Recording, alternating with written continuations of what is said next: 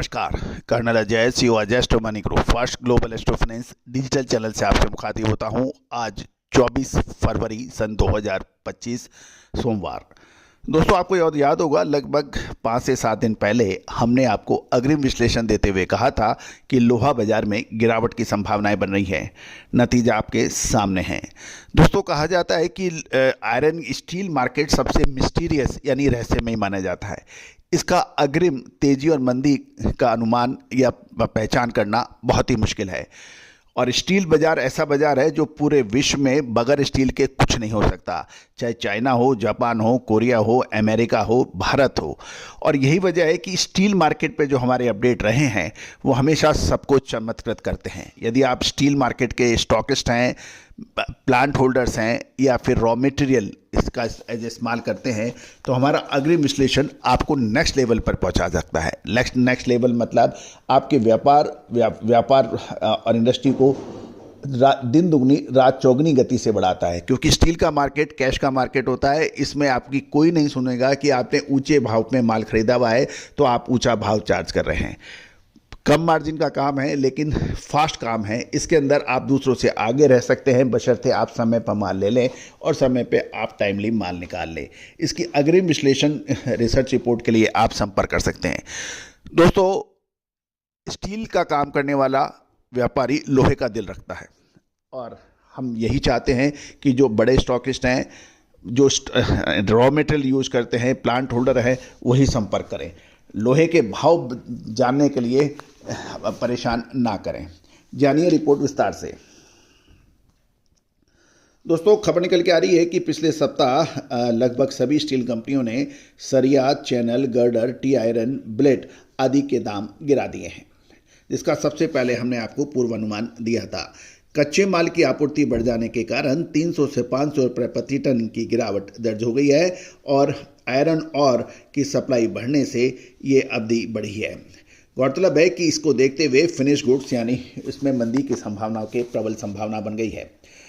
पिछले सप्ताह भिवाड़ी मंडी, गोविंदगढ़, नारायणा, मायापुरी, मुजफ्फरनगर, गाजियाबाद आदि सभी लोहा मंडियों में पुरानी स्क्रैप की सप्लाई बढ़ गई है, जिसके प्रभाव से पुरानी स्क्रैप के भाव 36,000 से 37,000 रुपये रह गए हैं।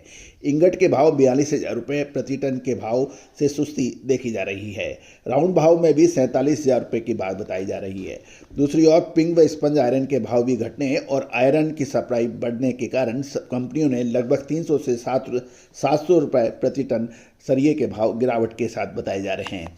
कामधेनु का सरिया 12 mm का 200 से 300 रुपये घटकर 62,800 रुपये, अंबा शक्ति 500 रुपये HD और KVS 63,500 रह गए हैं।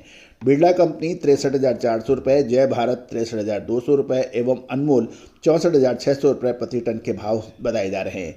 इसके अलावा एंगल में भी 500 रुपये की गिरावट दर्ज हुई है। राणा 45,500, GST एक्स्ट्रा, KVS 49,000, जय भारत, अनमोल, बिरला ये सभी 47,500 रुपये प्रति टन की तक नीचे गिरे हैं।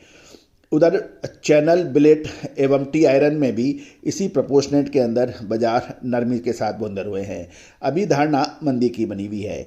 एक सप्ताह जो पहले के भाव थे, यदि हम देखें कि कामधेनु 8 mm के भाव 66,500 से घटकर 66,300 रह गए हैं। कामधेनु 10 mm के भाव 65,400 से घटकर 65,100 रह गए हैं। कामधेनु 12 mm 63,000 से घटकर 62,800 हो गए हैं और 16 से 25 mm के भाव 64,200 से घटकर 64,000 रह गए हैं। कामधेनु PAS का भाव 10,000 जो है 8 mm 376, 10 mm 577, 12 mm 814 और 16 mm 14,449 और 20 mm 2,264 रुपये का सरिया रह गया है। 25 mm के भाव 35,35, अंबा शक्ति 500 HD 8 mm के भाव जो है वो 66,300 से घटकर 66,100 रह गए हैं। 10 mm के भाव 64,600 से घटकर 64,300 रह गए हैं और 12 mm के भाव 63,700 से घटकर 63,500 के भाव बताए जा रहे हैं। 16 से 25 mm के भाव 63,600 से घटकर 63,400 रह गए हैं। 32 mm 64,000 से घटकर 63,800 रुपये रह गए हैं।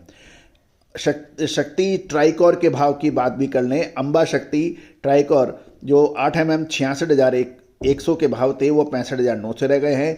10 mm 64,100 से घटकर 63,800 रह गए हैं और 12 mm 63,500 से घटकर 63,300 रह गए हैं।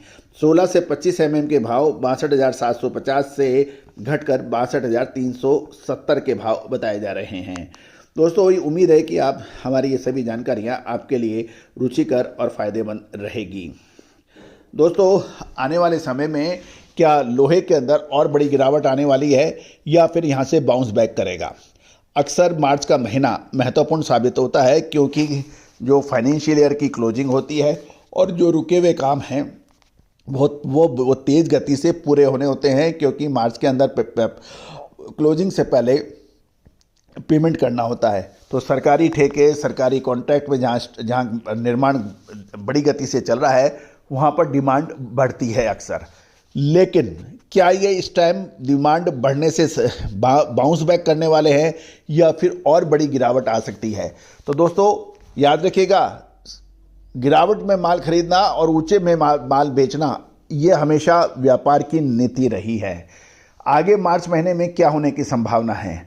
गिरावट अभी और बढ़ रही है या फिर गिरावट के समय खरीदने का समय है? ये यक्ष प्रश्न है और इसका उत्तर सिर्फ financial Indian system of analysis और फंडामेंटल एनालिसिस ही दे सकता है।